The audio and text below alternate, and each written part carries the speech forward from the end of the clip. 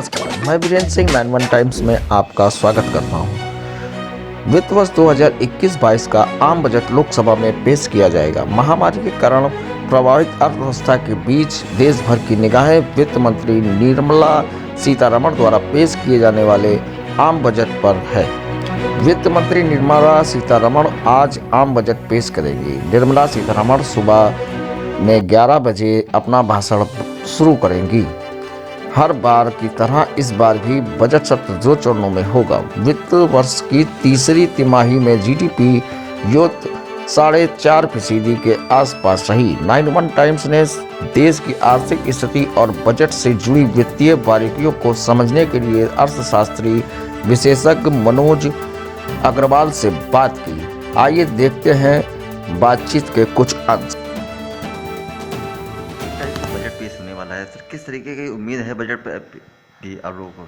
देखिए, जो वर्तमान बजट आने वाला है अगले वर्ष के लिए 1 तारीख को, अगर हम इसको उस श्रृंखला में देखें कि कोरोना संकट के दौरान एक नई आर्थिक रणनीति आत्मनिर्भर भारत की तैयारी की गई और उसके लिए बहुत विस्तृत स्तर पर वित्त मंत्री सीतारमण जी ने अपना कार्यक्रम रखा था। उसको आगे बढ़ाना चाहिए और उस कार्यक्रम के अंतर्गत एमएसएमई सेक्टर को विशेष रूप से ध्यान देने की आवश्यकता है। इसके अलावा इंफ्रास्ट्रक्चर पर विशेष ध्यान रहेगा और मुझे लगता है कि महिला सशक्तिकरण और मानव विकास पर विशेष फोकस होगा, क्योंकि ये हमारे ग्रोथ के प्रमुख मार्ग होंगे। और अगर हम आगे बढ़ कर के देखते हैं तो टैक्स बढ़ने की संभावनाएं नहीं है। वैसे भी जीएसटी बजट में शामिल नहीं होता है, जीएसटी का निर्धारण उसके लिए जीएसटी काउंसिल होती है, लेकिन आयकर में मुझे लगता है कहीं ना कहीं थोड़ी फौरी राहत हो सकती है।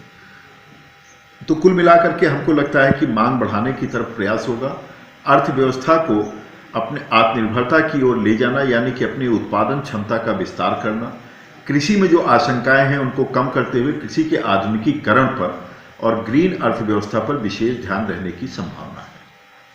सर, आप क्या चाहते हैं, आप लोग के हिसाब से किस तरीके से क्या क्या बजट में और एक्स्ट्रा होना चाहिए? देखिए, मुख्य रूप से जो अगर मोदी सरकार की रणनीति को उठा करके हम देखते हैं 6-7 साल का, तो ये निकल करके आता है कि एक आत्मनिर्भरता की ओर और समावेशी विकास जिसको कहते हैं, जो ये अपनी पार्टी के दीनदयाल जी उपाध्याय के उस पर लेकर के ले जाना चाहते हैं। तो मैं कह सकता हूं कि ये समावेशी विकास की एक रणनीति होगी जिसमें आत्मनिर्भरता केंद्र बिंदु रहने की संभावना है। और ये आत्मनिर्भरता चाहे एमएसएमई हो, चाहे कृषि क्षेत्र हो या बड़े उद्योग और सेवाएं हैं, सब तरफ एक नए तरह का ये बजट होने की संभावना है। पहले के बजट से ये काफ़ी भिन्न होगा, क्योंकि अर्थव्यवस्था को नई ऊंचाई पर ले जाने की इनकी आकांक्षा है।